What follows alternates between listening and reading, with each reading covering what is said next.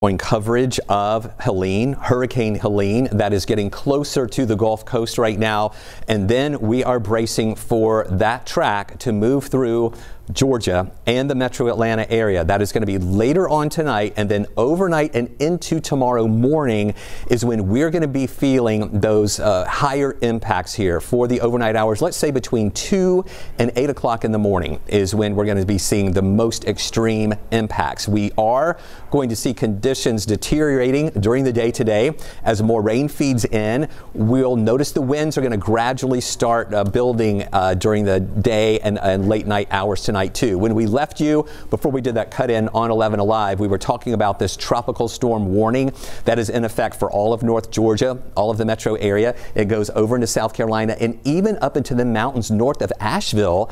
A tropical storm warning is in effect. Now, a lot of times these storms die out moving inland, and this one is going to be dying out, but we just happen to be in that line. We've had this before. This isn't something that is, never happens, but it is a little bit rare. We have had situations with Opal before, with Ivan, with Irma. Some of those are the memorable names of tropical systems that have impacted us. And remember Alberto back in the early 1990s, that was a slow moving storm that was more of a rain and flooding event because it just moved very slowly through the state of Georgia. So it is possible for us to have tropical conditions. Just because we don't live on the coast doesn't mean that we don't have impacts. We do have impacts from tropical systems, and this one is a big impact event here.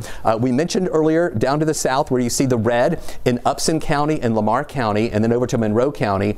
That is where we have the hurricane warning in effect, and then it's that line down to the south toward the coast is where that hurricane warning remains in effect. And you can see that here over to Apalachicola. Here's the Big Bend region. Going down to just north of Tampa is where we have that hurricane warning that is in effect. This is going to move in, most likely landfall. So this is the plot around 8 o'clock tonight, still just off the coast, but we expect landfall to be occurring later this evening there, and then the system moves up here. Now, I want to stress something here about this cone. This is called the cone of uncertainty.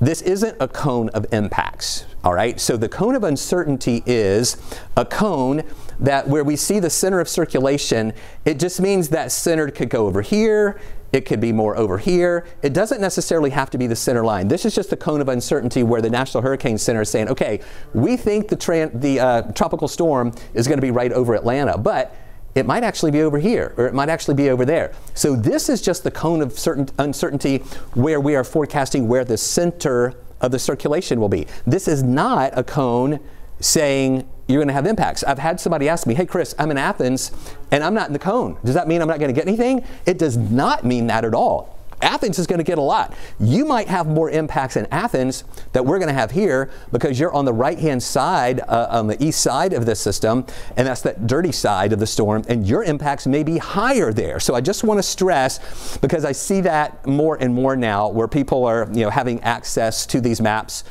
through social media, through your phone apps, people sharing stuff like this, that I want to make sure that people understand that this is not a cone of impacts. It's a cone of uncertainty. We will have impacts far outside of that cone. So just a little meteorological vent from me, if you don't mind that, just to make sure everybody understands that. Then you see that area of low pressure pretty much going into Tennessee, falling apart there near southern Kentucky. It just kind of going to meander there over the next few days before it falls apart. So that's the entire cone that we're watching and the trajectory of where that system is going to be going. So we continue with this weather impact alert that is in effect all day today.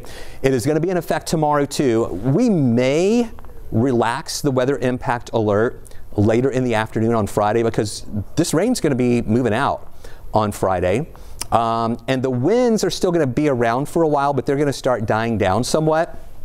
But it is going to be an impactful day still because as that system finally moves out, a lot of you are going to be dealing with picking up trees, cutting up trees, cleaning up damage out there. The main things we're watching, the very heavy rain that we're expecting that could cause some flooding, the very strong wind that will be tropical storm force wind, as well as the potential for storms that'll mainly be on the east side of the center. So what you can do now, I know we're already dealing with rain out there, and we've been telling you all week to prepare your home for this weather, and you still have time to do that, even though now you might be preparing for it outside. Something you may want to do, since it is already raining, and if you have the chance to go outside right now, go check your gutters and your downspouts and just see how water is flowing from those, and make sure that water is flowing away from the house.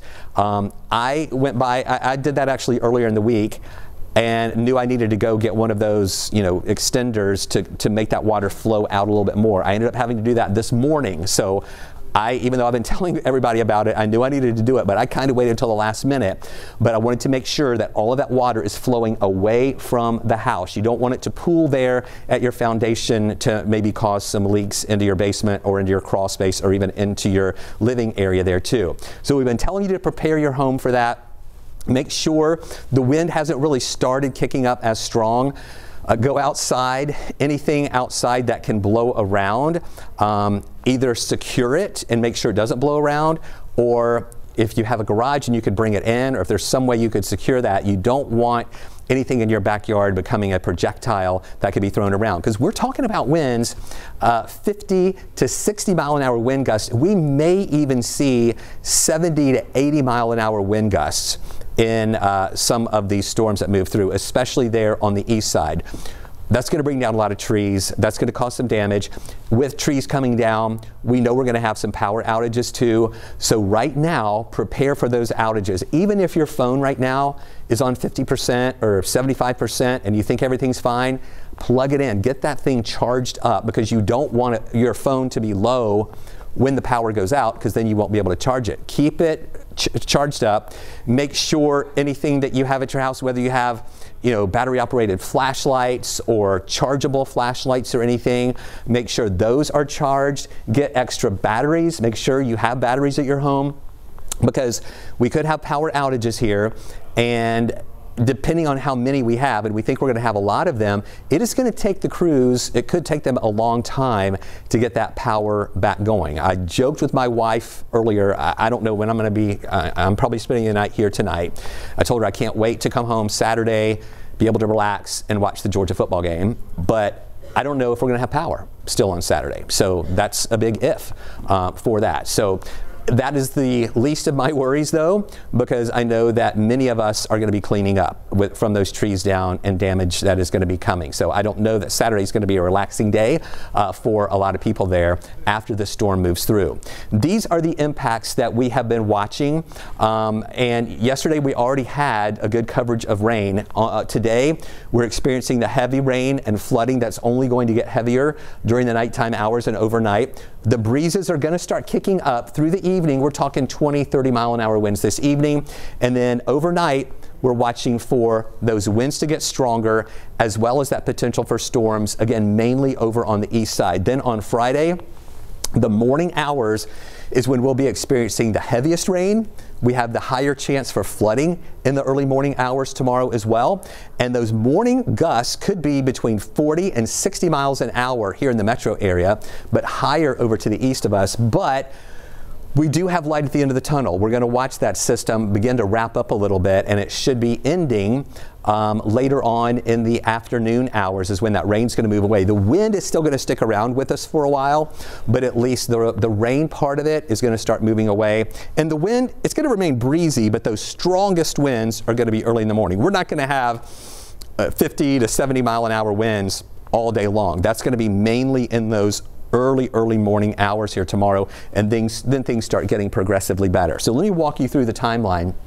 This is right now, as we're watching, as we showed you on radar, those bands of heavier rain to the south of us. We have another band there in North Georgia. You can see here as we go through the afternoon hours, this is at 4:30 this afternoon, That heavier rain to the south, that is the flow that's moving our way. That's pushing that moderate and heavy rain into our area here for the late afternoon and into the evening hours. Still more of that, better coverage of that over on the east side. And then look at this, tonight at 9 o'clock, heavy rain over us now.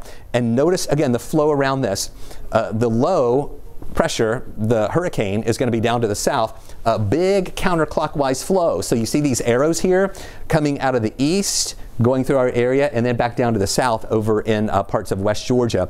And that is going to be rather breezy. And then heading into tomorrow morning, this is at 3 o'clock. So the center of circulation is just beginning to move into the screen here, all right? So Helene is right here. It's going to move up like this. So wrapping around above that center of circulation, you see this flow coming in here with that heavy rain and that wind that'll be moving through. There you see the center of circulation right here. This is at 6:30 in the morning. You see the bars, the isobars here? Going right like this, that's the center of circulation going from Eatonton up toward Athens. So you see that really, that's going to be some really strong winds here. And even on the back side, even on the west side, you know, we're not saying the west side is not going to get any impacts, but the west side, usually the impacts aren't as bad. So we still have the strong winds on the west side and the heavy rain coming in right there. But the strongest part, whenever you have a moving tropical system, let's say, so with this one, it's moving this way in that right front quadrant of the forward motion, which here, it would be this quadrant right here. That is where we have the strongest of the, and the worst threats and the strongest of the storms, as well as the impacts there. Now, this is the good news for tomorrow. 12 o'clock, noon. All that heavy rain is pretty much pushing up into parts of Tennessee. We'll still have a few lingering light showers and clouds around at lunchtime. And you can see now the flow. So the center of circulation is up here. So now we're getting this part of the flow where we're going to see winds coming out of the west and out of the south, holding us in the clouds for a while. But then check this out. By 5 o'clock in the afternoon, we may even see some sunshine starting to come through as this entire system pushes well up to the north here. Some sun starts to break through. Still some breezes, though, on the back side, but things will be improving here during the day on Friday. And then you can see here on Saturday, we're not going to be bright and sunny all day on Saturday. We'll have a few clouds mixing in on the back side of that system. We'll have some clouds and a little bit of rain that'll be pushing into our area as well. And then it starts to move on out. So those are the things we're watching. The other thing with this heavy rain, we have a flood watch that is in effect for our area through Friday evening. Covers all of us. We even have a few flood warnings mixed in within that. There are a lot of residents who live in flood-prone areas who know they need to be on guard whenever we have rain